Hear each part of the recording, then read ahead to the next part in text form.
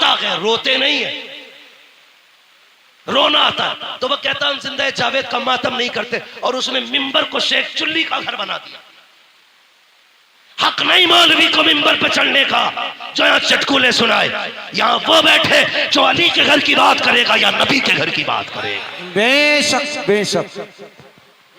मेरे बाप की जागीर है न तेरे बाप की जागीर है, ये मिंबर मुस्तफा की जागीर है। हुसैन सुने मिंबर क्या है। हजरत उमर फारूक आजम आधी दुनिया का बादशाह, जिसके नाम से कैसर और किसरा कांपते थे, मिंबर पे बैठे।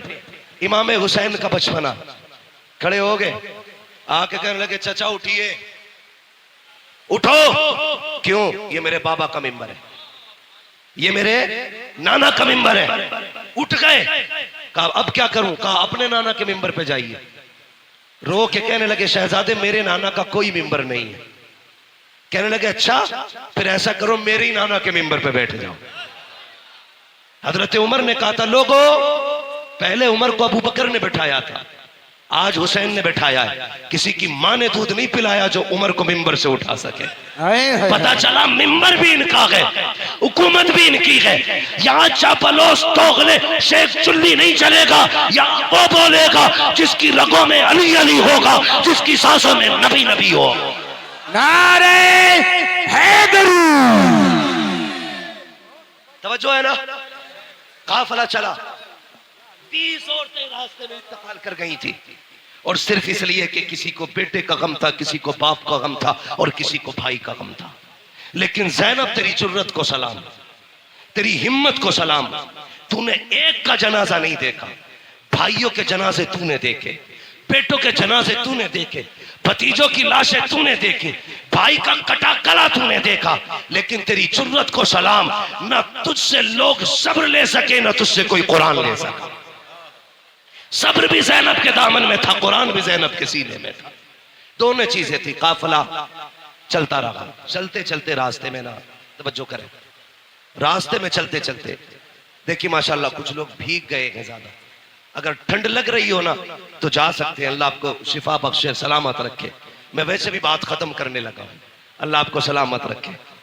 हाँ, क्या इरादा है भाई? अल्लाह आपको सलामत रखे। ये जो लोग हमारे भाई भीग रहे, इनकी खिदमत को रायगा ना जाने दें। ये कमेटी वाले लोग हैं, खून पसीना एक करके ना अपनी हुसैनियत का रंग दिखा रहे। वो खून में भीगे थे, हम बारिश में भीग रहे हैं। हाँ, इतना तो हम भी कर सकते हैं ना, खून में न सकी बारिश में तो भीग सकते हैं ना। अल्लाह आपके हौसले को सलामत रखे, आपकी जुर्रतों को सलामत रखे। मौलाना उमर साहब माशाल्लाह, मौलाना इकरार साहब, ये आपकी मेहनत है, ये काशीपुर की आवाम दिल जीत लिया। यार मैं इतना राजी हूं तो करबला वाला हुसैन कितना राजी है। और मेरे नबी ने कहा जो मेरी औलाद पे एहसान करता है, या तो मेरे बेटे उसका बदला देंगे, अगर वो नहीं देंगे मैं मदीने से आके उसका बदला देता हूं। मेरे नबी ने कहा है हम अपनी औलाद पे किसी का एहसान नहीं रखते, हम अदा करते बदला फौरन। तवज्जो है। काफिला चला, ये काफिला गलियों से गुजर के जा रहा था। यजीद की तरतीब ये थी, अमर इब्ने साद, कुछ लोगों का खालू लगता है यजीद। और मेरी समझ में एक बात नहीं आती, कुछ हजरत अमीर माविया को गाली देते। तवज्जो है ना, कि यजीद उनका बेटा था इसलिए गाली देते। मैंने कहा अगर बेटा होना बाप के लिए जुर्म है, तो फिर जिसने सबसे पहला तीर इमाम अली मकाम के खेमे में मारा था, जानते हो वो कौन है? वो अमर इब्ने साद है, और हजरत साद इब्ने अबी वक्कास का बेटा। कौन? साद इब्ने अबी वक्कास। जब हुजूर दुश्मनों के बीच में घिरे तो साद इब्ने अबी वक्कास यूं हुजूर के आगे खड़े थे, आका की कमान उनके हाथ में थी, वो तीर चलाते, हुजूर निकाल के देते। सारी दुनिया कहती मेरे माँ बाप नबी पे कुर्बान, और हुजूर कहते थे साद तुझ पे मेरे माँ बाप कुर्बान। उनका बेटा है अमर इब्ने साद, सबसे पहला तीर मार के कहता कबाग रहना, हुसैन के खेमे पे पहला तीर मैंने चलाया। शर्म करो। पता चला हाँ, नूह के घर में बागी बेटा पैदा हो सकता है, यह अल्लाह की कुदरत है। वो शैतानों में वली पैदा कर देता है, वलियों में शैतान। तो ये जिम्मेदारी हज़रत अमीर माविया पे न थोकिए। हम सुन्नी बरेलवियों का अकीदा ये है, हर सहाबी नबी, हर सहाबी नबी जन्नती, सारे जन्नती, बोलो, हर सहाबी नबी जन्नती, जन्नती। अकीदा हम बरेलवियों का। और जिसका ना हो मरे जाके, कोई फर्क नहीं पड़ता। बरेली के इमाम ने कलम तोड़ दिया, कहते हैं अहले सुन्नत का है बेड़ा पार असहाबे रसूल, नज्म है और नाव है इतरत रसूलुल्लाह।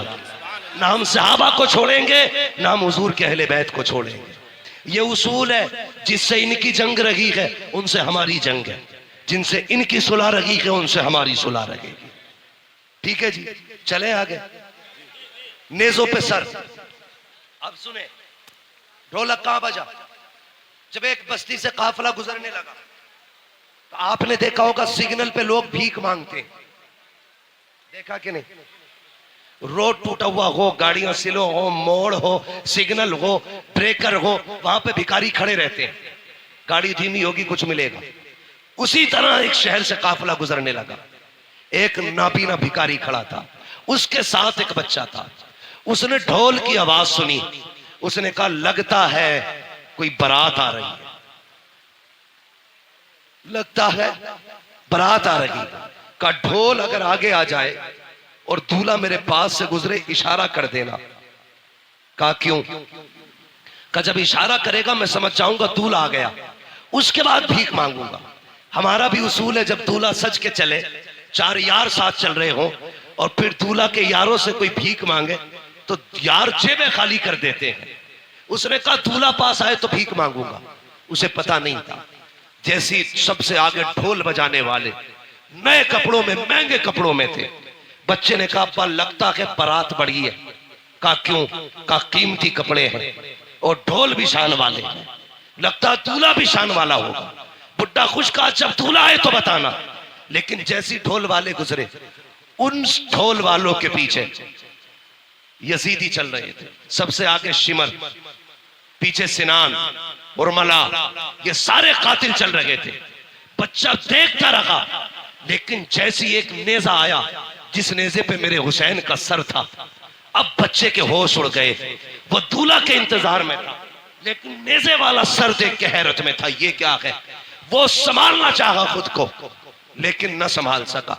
इतने में पीछे से वो नेजा आया जिस पे अली असगर का सर था।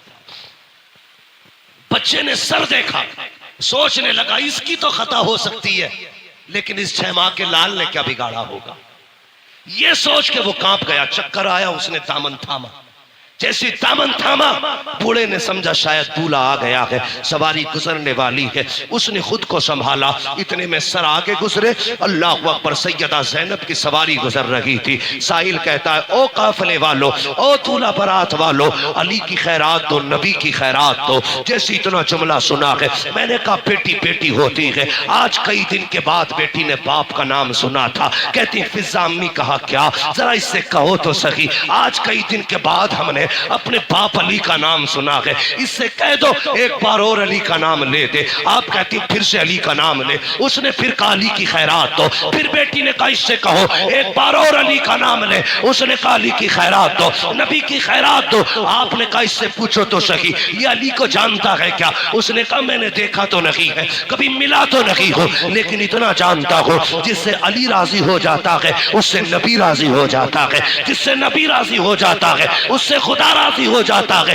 हजरत ज़ैनब ने कहा था इससे पूछो ये चाहता क्या है? कहा तुझे क्या चाहिए? कहा साकिब बचपन से भीख मांग रहे हैं, सदियां बीत गई, हम मांग के गुजारे करते हैं। सैयदा ज़ैनब ने कहा आज के बाद तेरी गरीबी खत्म हो जाएगी। वो देख जिस सवारी पे सकीना बैठ के आ रही है, उसके पैरों के नीचे की मिट्टी हटा ले, तेरी जरूरत पूरी हो जाएगी।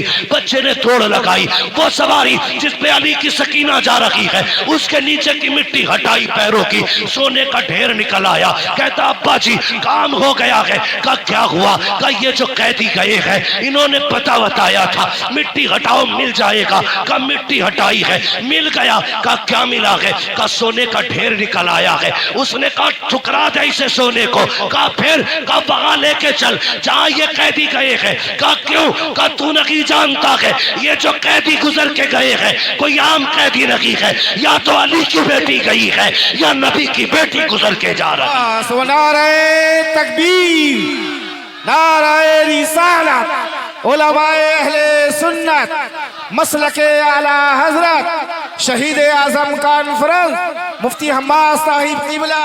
सुभान अल्लाह, सुभान अल्लाह, अल्लाहु अकबर। ये काफिला है। कहा या तो अली की बेटी है या नबी की बेटी है। कहा तुम्हें कैसे पता चला? कहा ये शान सिर्फ खुदा ने उन्हीं को दी है। अगर वो कह देंगे तो मिट्टी सोना हो जाएगी, वरना कोई और नहीं है ऐसा। खुदा की कसम मंगता तो के मंगता कोई शाहों में दिखा दो जिसको मेरे सरकार से टुकड़ा ना मिला हो। आता के फकीरों पे उन्हें प्यार कुछ ऐसा खुद भीखते और खुद कहे मंगते का भला। वाह वाह वाह वाह, बेशक बेशक, सुभान अल्लाह।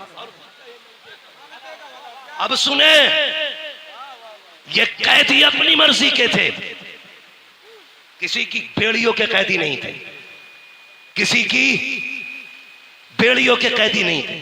हजरत इमाम ज़ैनुल आबिदीन के गले में जो तोक डाला गया था इतना वजनी था कि आप उसके वजन से इतने झुक गए थे जितना नमाजी रुकू में झुका करता।